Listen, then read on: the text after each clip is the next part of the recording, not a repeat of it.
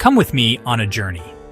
Not through the vast, cold emptiness of interstellar space, but through an equally expansive and honestly, often more turbulent universe, the landscape of the human mind. Across millennia and continents, certain individuals have dared to ask the most profound questions. Who are we? What is real? How should we live? These are not just academic exercises, they're really the fundamental coordinates that map our existence. Today we'll embark on an odyssey, charting a course through the core philosophies of 10 of these monumental thinkers, voyagers from both the Eastern and Western traditions who navigated the deep waters of consciousness. Each of these philosophers, in their own unique way, acted as a lens, focusing the scattered light of human experience into a coherent beam of understanding. Their ideas are not dusty relics in a museum of thought. They are living, breathing systems that continue to shape our institutions, our science, our art, and our most intimate sense of self. From the bustling agora of ancient Athens to the serene groves of ancient India, they wrestled with the very fabric of reality and our place within it. They provided us with new tools for thinking, new vocabularies for feeling, and new visions for what humanity could become. This exploration is an invitation to look at the world and yourself through 10 different sets of eyes, to see reality as a realm of perfect forms, as a dance of social harmony, as a product of radical freedom, or as a cycle of suffering and liberation.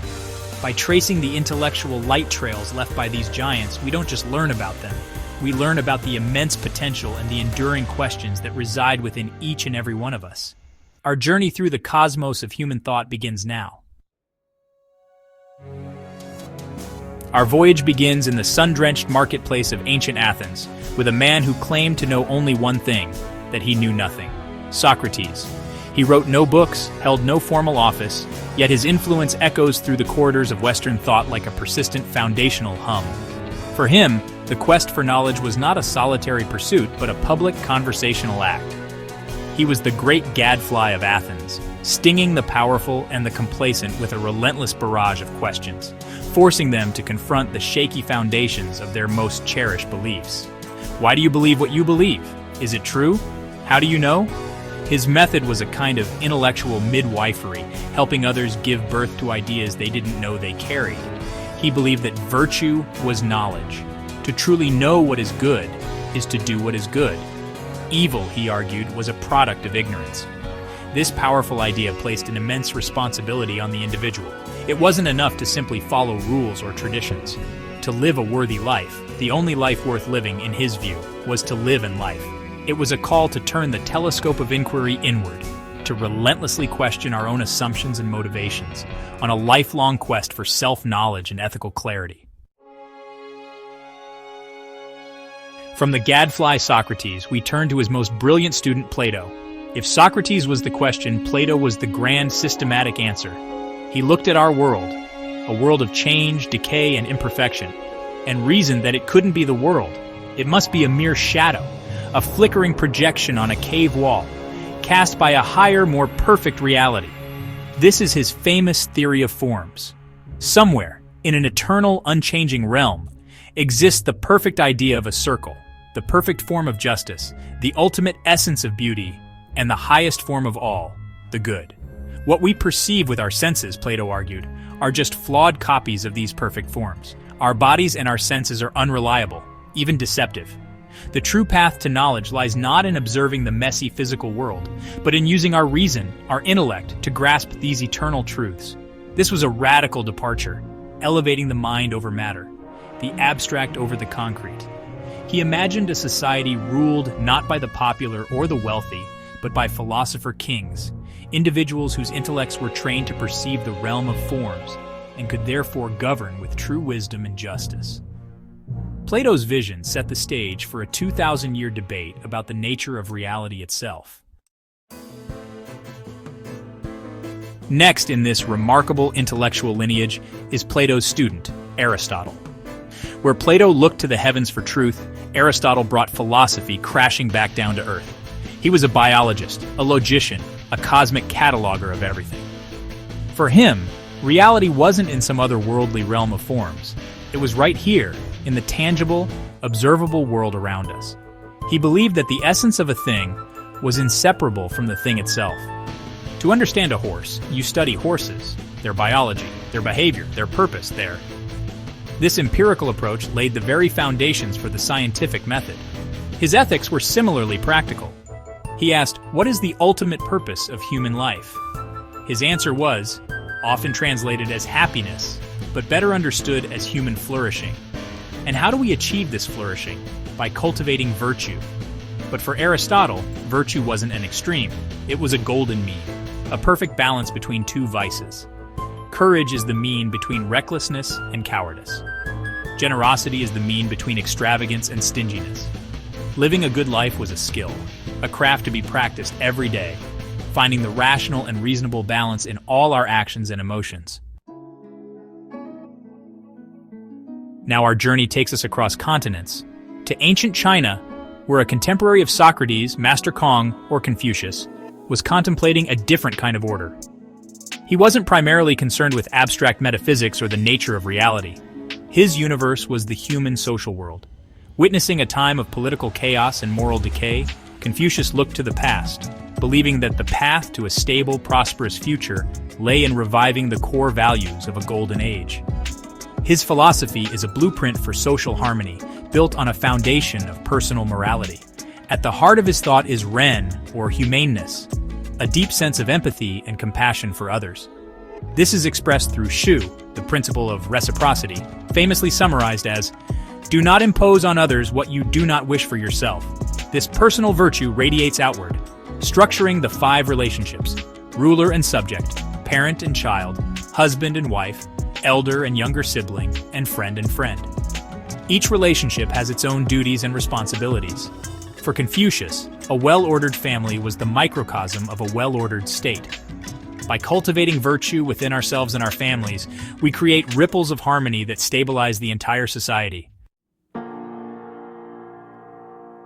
We leap forward in time to the 20th century to encounter a thinker who sought to dismantle all systems, including his own.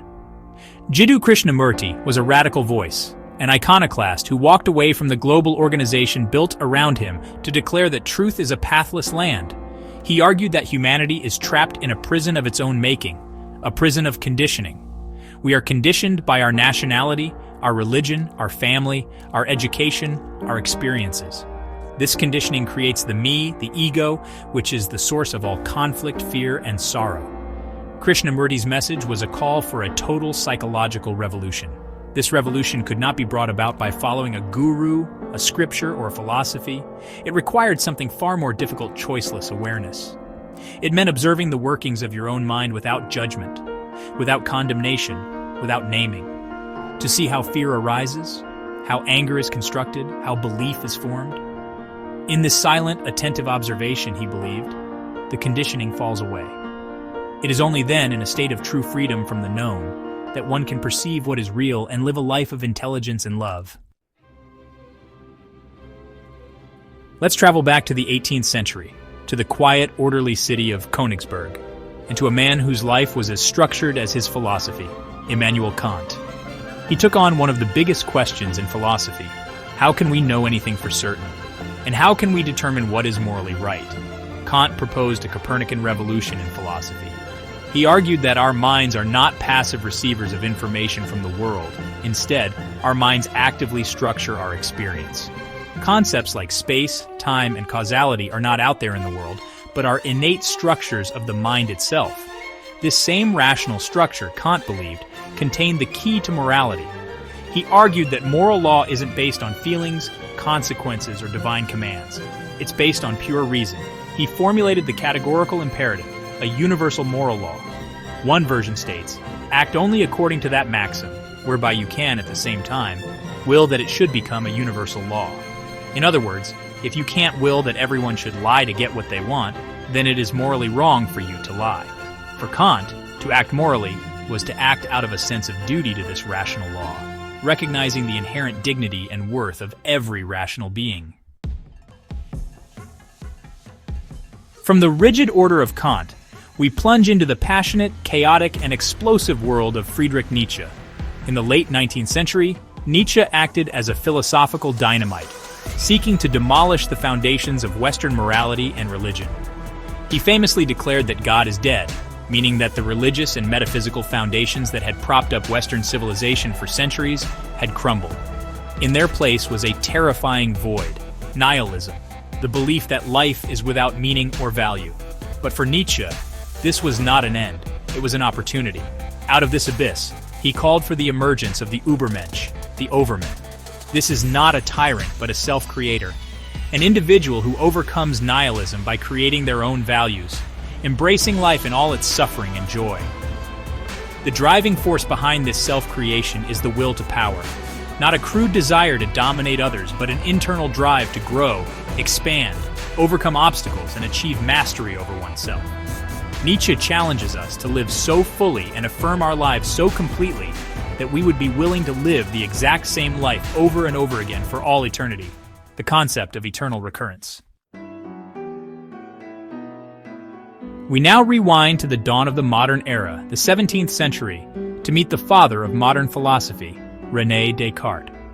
Living in a time of great scientific discovery and religious skepticism, Descartes embarked on a radical quest for certainty. What can I know for sure? To find out, he employed a method of systematic doubt. He decided to doubt everything, the evidence of his senses, the existence of the physical world, even the truths of mathematics. Could he be dreaming? Could a malicious demon be deceiving him at every turn? He stripped away every belief that could possibly be doubted. In this ocean of uncertainty, he found one single, unshakable rock. He might be doubting, but the very act of doubting proved that he, the doubter, must exist. He could not doubt his own existence as a thinking thing. This led to his legendary conclusion, cogito ergo sum, I think, therefore I am. This became the foundational point of all knowledge. From this single certainty, he began to rebuild the world, arguing for the existence of God and the reliability of a physical world distinct from the mind. His sharp division between the non-physical mind, the thinking thing, and the physical body, the extended thing, created the famous mind-body dualism that has puzzled philosophers ever since. Our journey now takes us to the cafes of post-war Paris, a world grappling with the shattering of old certainties. Here, Jean-Paul Sartre gave voice to a new philosophy for a new age existentialism. Building on Nietzsche's God is dead, Sartre took the idea to its logical conclusion. If there is no God, no divine creator, then there is no preordained human nature or purpose. For a paper knife, its essence, its design and purpose, precedes its existence. But for humans, Sartre declared, existence precedes essence. We are born into the world first, as a blank slate, and only then, through our choices and actions, do we define who we are. This means we are condemned to be free. There is no cosmic plan, no set of rules, no human nature to fall back on. We are radically, terrifyingly free, and therefore entirely responsible for what we make of ourselves. This freedom creates anguish and a sense of abandonment, but it is also our greatest dignity. To flee from this freedom by blaming circumstances or pretending we have no choice is what Sartre called bad faith. To live authentically is to embrace our freedom, to choose our values, and to create meaning for our lives in a meaningless universe, bearing the weight of that responsibility for all of humanity. For our final destination, we travel back more than 2,500 years to ancient India, to a prince named Siddhartha Gautama, who renounced his life of luxury to find an end to suffering. After years of searching, he sat beneath a Bodhi tree and achieved enlightenment, becoming the Buddha, the awakened one. His teachings are not a worship of a god, but a pragmatic, psychological method for liberation. He began with the Four Noble Truths. First, life is inherently characterized by suffering or dissatisfaction, dukkha. Second, the cause of this suffering is craving, attachment, and aversion. But he didn't stop there. The third truth is that there is an end to suffering, a state of liberation called nirvana. And the fourth truth lays out the practical guide to get there, the Noble Eightfold Path.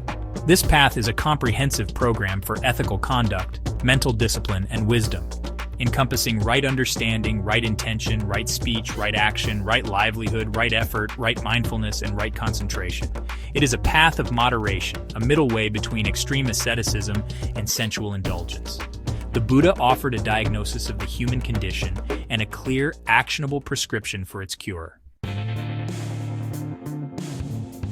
We have journeyed from the Agora of Athens to the shade of the Bodhi tree, from the methodical mind of Kant to the existential freedom of Sartre. We've seen reality as a shadow, as a social contract, as a creation of our own will, and as a cycle of suffering.